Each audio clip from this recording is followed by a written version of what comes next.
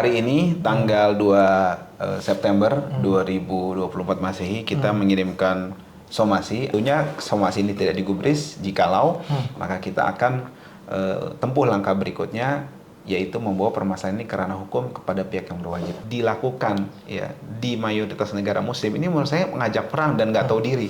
Orang-orang yang Islamofobia mendingan angkat kaki dari republik ini, karena memang republik ini tidak menerima Islamofobia dan tindakan diskriminatif lainnya. Somasi tadi kita tembuskan kepada yang pertama Presiden Republik Indonesia, kemudian Majelis Ulama Indonesia, kemudian kepada Kapolri, kepada Komnas HAM, Kementerian Tenaga Kerja RI, Kementerian Kesehatan Republik Indonesia, Ombudsman RI, Dewan HAM PBB, Kantor Komisi Tinggi HAM PBB, kemudian ya Special Reporter UNHCR. Ya. Nah,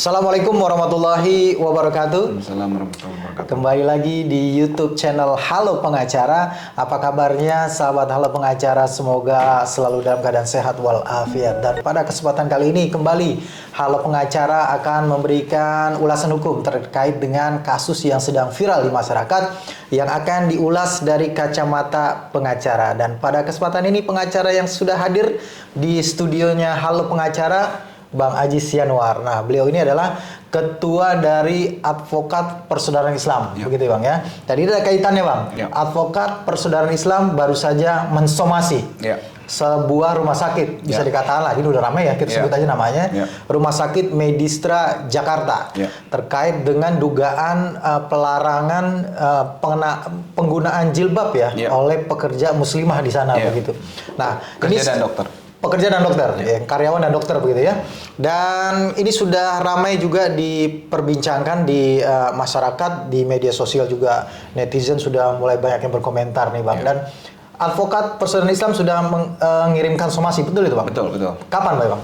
Per hari ini tanggal 2 September 2024 Masehi kita mengirimkan somasi atas nama kita Advokat Persaudaraan Islam bersama dengan Street Lawyer LBH dan juga Lembaga Bantuan Hukum dari Persada 212 atau Persaudaraan Alumni 212, ada SN Halo Office dan juga Federasi Serikat Pekerja Islam, seperti itu. Jadi apa namanya, kita berkoalisi. Kemudian namanya koalisi advokasi masyarakat anti Islamofobia. Ini advokat semua, pengacara semua? Iya, ada, ya seperti itu. Ya, baik Bang. Yang jadi pertanyaan adalah apa yang kemudian poin daripada somasi yang Abang dan tim ya koalisi ini sampaikan kepada Rumah Sakit Medistra? Ya, ada beberapa poin.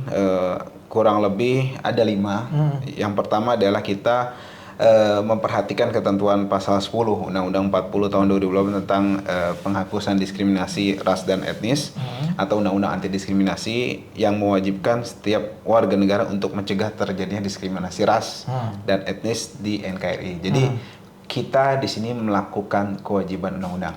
Itu yang pertama. Kemudian yang kedua, bahwa penggunaan hijab oleh muslimah adalah kewajiban syariat Islam yang penggunaan dilindungi oleh undang-undang ya, pasal 28E ayat 1, pasal 28G ayat 1 dari Undang-Undang Dasar 1945. Kemudian juga pasal 4 dan pasal 22 Undang-Undang Hak Asasi Manusia.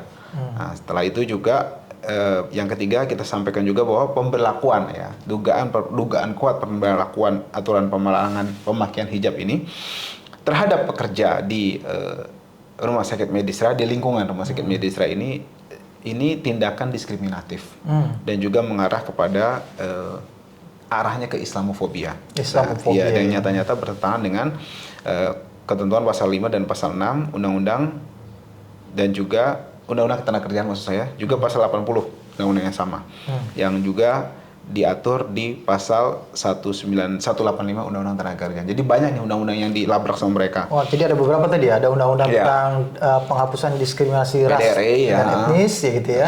Ada Undang Tenaga Kerjaan. Iya, kemudian juga Undang-Undang HAM dan juga Undang-Undang Dasar 1945 tentunya. Nah, ada beberapa undang-undang yang diduga dilanggar begitu. Iya, begitu. Nah, kita ininya tadi positanya. Poin somasinya apa yang dituntutnya apa tuh? Petitumnya adalah kita minta untuk Rumah Sakit Medistra ya dan yang berkepentingan di situ, maksud saya yang memiliki kekuasaan dan kewenangan di situ untuk melakukan investigasi yang menyeluruh terhadap dugaan pelarangan ini. Yang dimaksud ya di lingkungan Rumah Sakit Medistra Jakarta. Kemudian memberikan sanksi tegas kepada pihak-pihak di lingkungan Rumah Sakit Medistra Jakarta yang terlibat dalam hal tersebut. Kemudian yang ketiga adalah menyampaikan kepada publik secara transparan dan terbuka jumlah pekerja atau dokter atau perawat di lingkungan Rumah Sakit Medistra yang terdampak secara langsung dari larangan itu. Ini adalah bentuk dari keterbukaan informasi publik yang diatur juga oleh undang-undang. Seperti itu. Terakhir, menyampaikan permintaan maaf secara tertulis kepada seluruh karyawan, dokter dan juga perawat di Rumah Sakit Medistra Jakarta tentang aturan pelarangan penggunaan hijab tersebut. Nah, lalu ditutup dengan mencabut dan tidak memberlakukan lagi aturan atau kebijakan yang melarang karyawan muslimah di Rumah Sakit Medistra untuk mengenakan hijab. Nah, jika tidak digubris dalam waktu 3 kali 24 jam, maka upaya hukum lebih lanjut sangat terbuka kita akan tempuh untuk Rumah Sakit Medistra Jakarta. Oke, pertanyaan lanjutnya Bang. Ini kan koalisi advokasi tadi ya, Islam, anti-Islamofobia. Ini kan sebenarnya tidak mendapatkan kuasa secara langsung ya dari para korban dalam hal ini karyawan-karyawan itu ya. Apa yang melandasi kemudian para lembaga-lembaga ini kemudian berkoalisi untuk menyampaikan somasi tadi yang kita awali tadi bahwa ada ketentuan pasal 10 Undang-Undang Nomor 40 Tahun 2008 tentang PDRI, penghapusan diskriminasi ras dan etnis, yang mewajibkan tiap warga negara. Jadi ketika terjadi diskriminasi terhadap ras dan etnis dan juga terkait dengan kewajiban suatu keyakinan, maka kita warga negara ini semua yang tergabung di koalisi tadi, para advokat ini, yang pertama mengerti hukum, yang kedua juga adalah warga negara Indonesia. Nah, untuk mencegahnya kita melakukan upaya ini, gitu. Jadi bukan berarti harus mendapatkan kuasa, enggak. Ketika terjadi suatu hal yang melanggar ketentuan, begitu juga diatur di pasal 111 KUHP. Barang siapa melihat suatu hal yang melanggar ketentuan, maka boleh untuk mengambil tindakannya dan kemudian menyerahkan kepada pihak yang berwajib. Nah, kita berupaya semaksimal mungkin dan kita menyerahkan ini kepada undang-undang dan juga menggunakan mekanisme undang-undang. Tentunya somasi ini tidak digubris, jikalau maka kita akan tempuh langkah berikutnya, yaitu membawa permasalahan ini ke ranah hukum kepada pihak yang berwajib, mengikuti tadi ketentuan pasal 111 KUHP dan juga undang-undang PDRI tadi yang saya sebut. Baik Bang Ajis, ini kan sebelumnya juga kita sudah juga bahas dalam podcast itu terkait dengan jilbab ya, penggunaan jilbab yang diduga juga dipaksa untuk dilepas calon paskibraka kemarin gitu, podcast juga terjadi. Sebelumnya juga kita juga pernah mendengar tidak menutup mata di beberapa perusahaan juga memberlakukan ketentuan seperti itu ya, melepas hijab, melepas jilbab begitu ya Bang. Ini kan sepertinya terus terjadi gitu ya, berulang.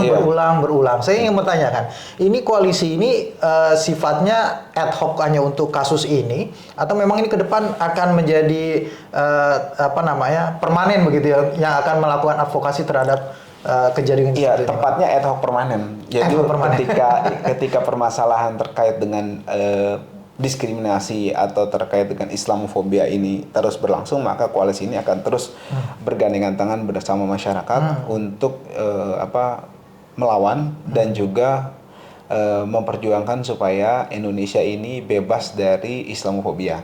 Karena sangat aneh bin ajaib, negara yang 87% itu umat Islamnya mendiami wilayah Republik Indonesia, kemudian aturan undang-undangnya juga melandasi sebagai ground normnya ada ketuhanan yang Maha Esa, pasal sila pertama ketuhanan yang Maha Esa, kemudian Undang-Undang Dasar 1945 juga atas berkat rahmat Allah yang Maha Kuasa, dan selanjutnya, nah berbagai aturan, bahkan Islam mendapat afirmatif policy yang luar biasa. Ada undang-undang perkawinan, yang juga ada pengadilan agama yang menaungi agama Islam.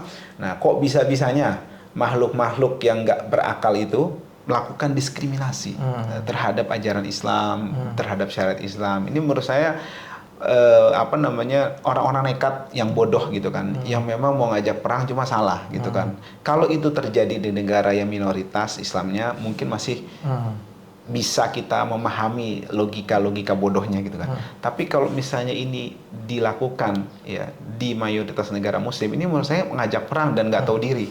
Gitu. Jadi menurut saya orang-orang yang Islamofobia mendingan angkat kaki dari Republik ini, karena memang Republik ini tidak menerima Islamofobia dan tindakan diskriminatif lainnya. Baik Bang, kan saya dengar juga selain somasi ke Rumah Sakit Medistra ini ya, saya sempat mendapatkan juga dokumen pelaporan ya. Rencananya akan ada pelaporan juga ke beberapa instansi, Bang. Sudah. Jadi somasi tadi kita tembuskan kepada yang pertama Presiden Republik Indonesia, kemudian Majelis Ulama Indonesia, kemudian kepada Kapolri, kepada Komnas HAM, Kementerian Tenaga Kerja RI, Kementerian Kesehatan Republik Indonesia, Ombudsman RI, Dewan HAM PBB di Jeneва, kemudian Kantor Komisi Tinggi HAM PBB ya yang di Jeneva, kemudian pelapor khusus pada kantor UNHCR ya, Special Reporter UNHCR. Ya. Nah, jadi kita akan translate dan kirimkan mereka. Ya, secara umum harapannya apa, Bang? Secara umum harapannya dengan melakukan seperti itu. Tadi yang pertama kita mau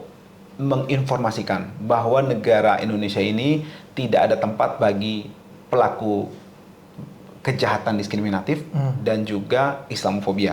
Itu yang pertama. Yang kedua, kita mengajak masyarakat untuk segera mengambil tindakan, baik pelaporan, kemudian tindakan-tindakan lainnya, atau mempublish ini.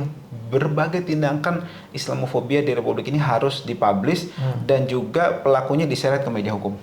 Kalau memang tidak menganulir ketentuan-ketentuan tentang diskriminatif dan diskriminasi dan juga Islamofobia tadi. Nah, yang ketiga, kita mendesak pihak terkait untuk menghentikan. Ya, jadi kita mengedukasi masyarakat dulu, kemudian kita kepada para pelakunya menghentikan semua upaya Islamofobia terhadap ketentuan-ketentuan yang ada di kewenangan mereka di Republik Indonesia ini. Nah, yang terakhir juga kita minta kepada pihak penegak hukum untuk mengambil tindakan hukum. Tidak diam saja terhadap hal ini. Pemangku kewenangan, ada presiden, menteri, dan juga jajaran-jajaran setingkat dan di bawahnya juga untuk mengambil tindakan hukum. Jadi intinya kita mau mengenyahkan Islamofobia di Republik Indonesia ini, seperti itu. Bukankah kalau saya tidak salah, saya baca di media sudah ada permintaan maaf dari pihak Rumah Sakit Medistra? Apakah itu tidak cukup? Salah satu aja tadi kan permintaan maafnya. Ada beberapa yang kita minta. Berarti belum seluruhnya dipenuhi. Belum seluruhnya dipenuhi. Artinya permintaan maaf ini juga harus diiringi dengan beberapa tindakan lainnya sebagai efek jera. Baik, Bang Haji, terima kasih atas penjelasannya. Semoga mendapatkan titik terang terhadap kasus ini, Bang ya. Amin. Ya, terima kasih sahabat Halo Pengacara yang sudah menyaksikan video ini sampai dengan selesai. Jangan lupa dukung terus Halo Pengacara, subscribe YouTube channel Halo Pengacara dan nyalakan loncengnya supaya terus mendapatkan notifikasi video-video terbaru dari Halo Pengacara. Salam Halo Pengacara. Assalamualaikum warahmatullahi wabarakatuh. Salam.